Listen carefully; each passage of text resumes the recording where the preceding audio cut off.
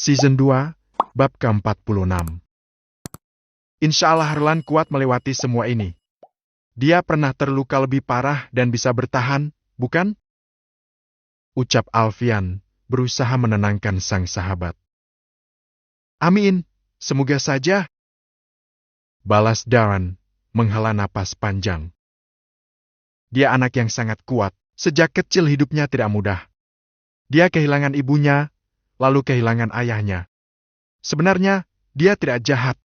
Dia hanya merasa kecewa sehingga mudah bagi orang lain untuk menghasutnya. Aku tahu, dia juga tumbuh bersama kami sejak kecil. Ucap Alfian membuat Darren mengulas senyum tipis dari bibirnya. Namun, matanya berkaca-kaca. Semua orang yang ada di sana menunggu selama beberapa jam. Hingga malam mulai mendekati larut.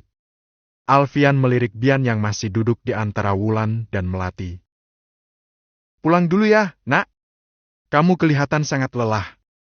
Jangan sampai sakit. Ucap Wulan, mengelus puncak kepala putrinya. Aku masih di sini, Bu. Bian jelas menolak untuk pulang, sebab menunggu di rumah dalam ketidakpastian tidak akan membuatnya tenang. Ibu kamu benar, Bian. Kamu butuh istirahat, apalagi kamu baru sembuh dari sakit. Pulang dulu, nak. Besok pagi bisa kesini lagi. Imbuh Melati. Tapi, Mas Erlan bagaimana? Umi?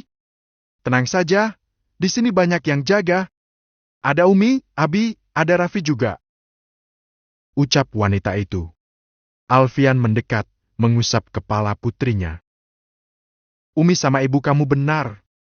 Ayo, Papa antar pulang dulu. Bujuknya, melihat kondisi Bian yang juga tampak lemas. Bian akhirnya luluh, tak ingin berakhir sakit dan malah merepotkan semua orang. Terlebih saat ini tubuhnya terasa sangat lemah. Nanti kalau ada perkembangan, Umi kabari kamu. Ucap Melati. Gadis itu mengangguk pelan. Alfian mengulurkan tangan, membantunya berdiri. Namun, baru akan melangkah, sekeliling terasa berputar dalam pandangannya, disusul dengan kepala yang mendadak terasa nyeri. Tubuhnya pun seketika ambruk, beruntung Alfian sigap menangkapnya sehingga tak membentur lantai. Bian! Alfian panik, memeluk dan mengguncang tubuh anak gadisnya.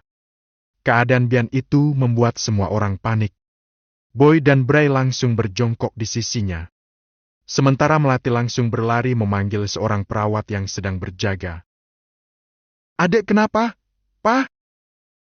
Pekik Bray khawatir. Tenang, Bray. Jangan panik. Balas Boy, memeriksa nadi dan napas adiknya. Sepertinya cuma kecapean. Cepat bawa ke IGD, Boy. Seladaran. Iya, Abi. Boy segera mengangkat tubuh Bian saat melihat seorang perawat berjalan tergesa dengan mendorong sebuah brankar. Dokter bilang tidak apa-apa. Cuma kecapean. Kalau adik bangun sudah boleh dibawa pulang. Ucap Boy kepada papa dan adiknya, membuat mereka bernapas lega. Alhamdulillah. Mama di jalan mau ke sini. Aku sudah bilang jangan, tapi... Ucapan Boy terpotong saat melihat sang mama berjalan dengan tergesa-gesa memasuki lobi rumah sakit. Nah, itu mama. Aileen tampak panik, ia mempercepat langkah. Mas, bagaimana Bian? Tanyanya hampir menangis. Alfian langsung berdiri menyambut sang istri, berusaha menenangkan. Bian di dalam. Kata dokter tidak apa-apa, hanya kelelahan. Kalau sudah sadar bisa dibawa pulang. Aku mau melihatnya. Boleh, tapi jangan berisik. Takut ganggu pasien lain. Bian ada di tirai paling ujung sebelah kanan. Tanpa menunggu, wanita itu langsung melesat masuk. Begitu menyibak tirai, Bian sudah membuka mata. Mama! Panggilnya lirih. Aileen langsung mendekat, memeluk dan mengecup kening putrinya. Melihat wajah Bian yang pucat, membuatnya dipenuhi rasa khawatir. Ma, Mas Erlan. Iya, sayang. Mama tahu, Erlan pasti kuat dan segera sadar. Bujuknya. Aku masih mau di sini, Ma. Aku mau tunggu Mas Erlan. Dia terluka karena menjaga aku. Sambil terisak-isak, ia mencurahkan isi hatinya kepada sang mama, termasuk tentang buku harian Erlan yang ia temukan di lemari. Buku catatan yang isinya begitu menyayat hati. Setelah berhasil membujuk Melati dan Wulan untuk pulang, dan memasuki ruangan di mana putranya masih terbaring tak sadarkan diri. Ia duduk di samping pembaringan pasien, menatap dalam-dalam wajah itu dan mengusap helai rambutnya. Masih segar dalam ingatan Dan beberapa tahun lalu. Saat kuliah di luar negeri, Erlan mengalami kecelakaan. Kala itu ia dan Melati langsung terbang ke luar negeri. Kondisi Erlan sangat parah, jauh lebih parah dibanding sekarang. Ada pendarahan di otak dan tulang rusuk patah. Dan sudah pasrah saat itu, karena Erlan 10 hari koma. Namun, suatu hari, selepas salat subuh, secara ajaib Erlan terbangun dari koma. Dan berharap hal sama akan terulang. Abi yakin kamu pasti kuat, Nak. Sama seperti dulu. Kamu tidak mau berjuang untuk Bian? Bukannya kamu mau menebus kesalahan terhadap dia? Tunjukkan kalau kamu menyesal dan mau memperbaiki semuanya. Kamu pasti tidak mau Bian sedih dan merasa bersalah kalau kamu menyerah, kan? Abi juga dulu pernah nakal semasa muda. Bahkan jauh lebih parah dari kamu. Tapi, Umi bisa menerima Abi tanpa melihat kekurangan yang ada. Bian juga seperti itu. Dia ada di sini menunggu kamu. Dan menatap wajah itu. Meskipun Erlan bukan anak yang terlahir darinya, namun posisi Erlan sama berharganya dengan anak lainnya.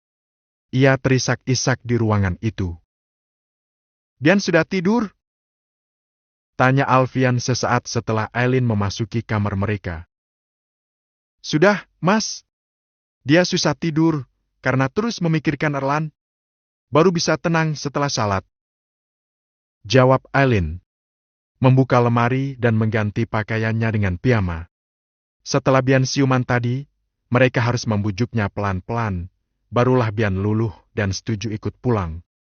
Setelah memakai piyama, Aileen naik ke tempat tidur dan bersandar di dada suaminya. Tangannya menyusup di antara kancing dan mengusap dada. Sebuah kebiasaan yang tidak pernah berubah. Jangan ngerayu. Aku tahu isi otak kamu. Ucap Alfian, membuat wanita itu terkekeh. Ketahuan, ya? Gumamnya pelan. Tertulis di jidat kamu. Haft, memang sulit kalau Alfian Setio Darmawan sudah menggunakan instingnya. Namun, ia tak berhenti sampai di situ. Tangannya kembali meraba lekukan leher, yang merupakan kelemahan suaminya. Jangan! Boy akan marah kalau punya adik lagi. Ujarnya, membuat Aileen tertawa. Bukan itu. Sela wanita itu cepat. Mas, apa menurut kamu kita terlalu jahat memisahkan mereka? Bagaimana kalau sebenarnya ada cinta di antara mereka? Alfian menghela napas panjang. Mereka masih terlalu muda dan belum matang untuk melanjutkan pernikahan. Untuk membangun rumah tangga, cinta saja tidak akan cukup. Mereka masih sangat rawan, apalagi Erlan, dia masih bisa dikuasai emosi sesaat, dan itu tidak akan baik untuk mereka ke depannya. Aileen terdiam. Kita semua berharap anak-anak kita menikah sekali seumur hidup. Salah satu alasan kenapa banyak perceraian adalah karena pasangan merasa tidak cocok dan merasa salah memilih pasangan. Mereka kurang puas dengan pasangannya. Han, aku mengerti. Karena itulah, Bian dan Erlan harus sama-sama belajar. Sama-sama meningkatkan kualitas diri. Belajar memahami kalau menikah itu bukan hanya tentang cinta, tapi ada tanggung jawab besar di dalamnya. Lagi pula, bukankah takdir manusia sudah tertulis di Lauhul Mahfudz bahkan sebelum terlahir? Kalau memang sudah jodoh, siapa yang bisa memisahkan? Aileen mengangguk paham. Iya, sih. Aku hanya kepikiran soal Bian. Dia sempat cerita sesuatu ke aku. Cerita tentang apa? Buku rahasianya Erlan. Buku rahasia? Alfian mengernyit. Maksudnya? Katanya, Bian pernah menemukan buku catatan lama Erlan di lemari. Bukunya sudah tua. Di buku itu Erlan menuliskan tentang semua kesedihannya saat Bian menghilang. Ternyata dia sudah menyukai Bian sejak kecil. Apa? Alfian berseru karena terkejut.